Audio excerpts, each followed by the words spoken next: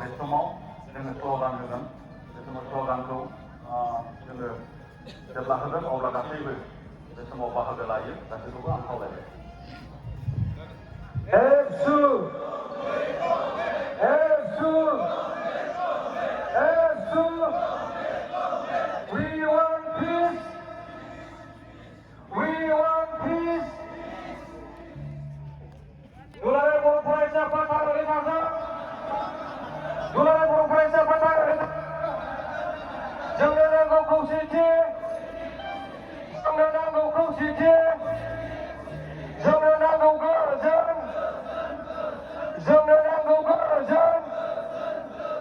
जोंनो नांगौ खौसेथि दुलाराय बर' फरायसा आफादनि थाखाय दुलाराय बर' फरायसा आफादनि थाखाय बुहुमनि बर'फोरखौ खौसेजा बुहुमनि बर'फोरखौ लामा हान्थिनायाव बर' हारिनि गासैबो बिथिंखौ जौगाहोनायनि थाखाय बर' माहारिबादखौ फोथांना लाखिनायनि थाखाय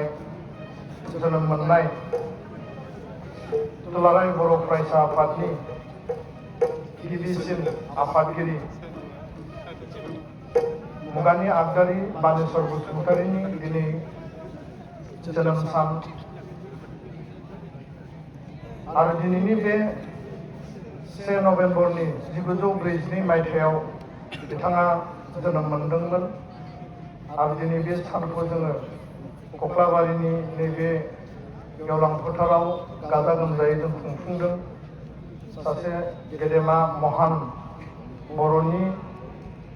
थांना थानाय जिउआव जाय सुबुङा जोंनो लामा दिन्थिनानै होलांबाय दुलाराय बर' फरायसा आफादखौ जागायजेननायनिफ्राय दैदेनबाय लिड खालामबाय बे महान व्यक्तिनि दिनै जोनोम सान आरो बे सानाव दिनै दुलाराय बर' फरायसा आफादनि फिरफिला बिरनाय आरो लोगोसे बिथांनि गोसोखांथियाव बिथांनि मुसुखायाव बिबार बावनाय बे हाबाफारियाव बाहागो लानो हानाय दुलाराय बर' फरायसा आफादनि आथिखालनि लोगो आफादगिरि गाहाय नेहाथारि गुबुन गुबुन बिबानगिरि आंनि मावथि लोगो नोंथांमोन बे हाबाफारियाव जोङो दसे समनि उनाव गेवलां मेल खुंगोन बे गेवलां मेलखौ बेखेवनो होननानै लिंनानै लाबोदों जोङो दुलाराय बर' फरायसा आफादनि आगुनि आफादगिरि मानगोनां दीपक बसुमतारी बिथां लोगोसेयैनो बिबार बावनाय हाबाफारियाव जोङो लिंनानै लाबोदों गेदेमा मुगानि आगदारि बानेश्वर बसुमतारी आंगो बिसि मेडाम फुलेश्वरी बसुमतारी बे हाबाफारियावनो फारौ बिरहोनाय आरो बेलुन बिरहोनाय बे हाबाफारिनि जोंनि आलासि बर' थुनलाइ आफादनि लोगो आफादगिरि सीताराम बसुमतारी दुलाराय बाथौ गौथुमनि आफादगिरि डक्टर लीलाधर ब्रह्म सार बिथां लोगोसेनो जोंजों दङ दुलाराय बाथौ गौथुमनि गाहाय नेहाथारि गणेश दैमारि बे हाबाफारियाव जोंजों लोगोसे एबसुनि बारग' लोगो आफादगिरि आथिखालाव सिडनी समष्टिनि एमएलए जयन्त बसुमतारी बिथां आरो बे हाबाफारियावनो बाहागो लाफैनाय दुलाराय बर' फरायसा आफादनि मिरु जिल्ला दख'रा लोगोसेयैनो बाथौ गौथुमनि मानगोनां बिबानगिरि दैदेनगिरि थुनलाइ आफादनि बिबानगिरि दैदेनगिरि आरो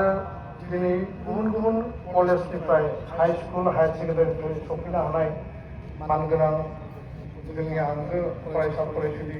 बिथांमोन बयनिसिमबो आं गिबियावनो दिनैनि बे गोग्गाथाव आरो खोब ओंथि गोनां सानाव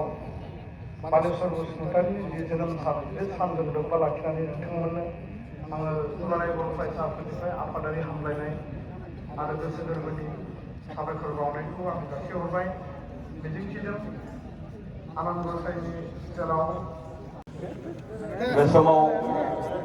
खावलायजानाय आलासि फारियै बर' थुनलाइ आफादनि लेङाइ आफादगिरि मुस्रि सीताराम बसुमतारी, बाथौ गौथुमनिनो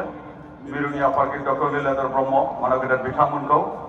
बे हाबाफारिखौ मावफुंनो थाखाय आङो गुरै खावलायबाय। बिर होग्रोनो थाखाय आं खावलायबाय।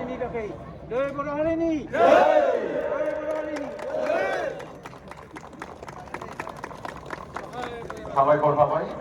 गेदेमा बिथांमोननिसिम बे हाबाफारिखौ मावफुंनायनि थाखाय। बर' साहित्य सभानि नेहाथारि आरो दुलाराय बाथौ गौथुमनि गायसनगिरि नेहाथारि बालेश्वर बसुमतारी बिथाङा गासै बिथिङावनो बर' हारिखौ मावनानै मुलुग संसारनि गोजोन हास्थायना बिथाङा बयजोंबो गोरोबना खामानि मावदोंमोन। बिथांनि मावनाय दांनाय साननाय हनाय आरो बिथांनि मुङा दुलाराय बुहुमनिनो गोजोन लाबोनो हाथों। साबायखर थाबाय बे समाव बिथांमोननिसिम।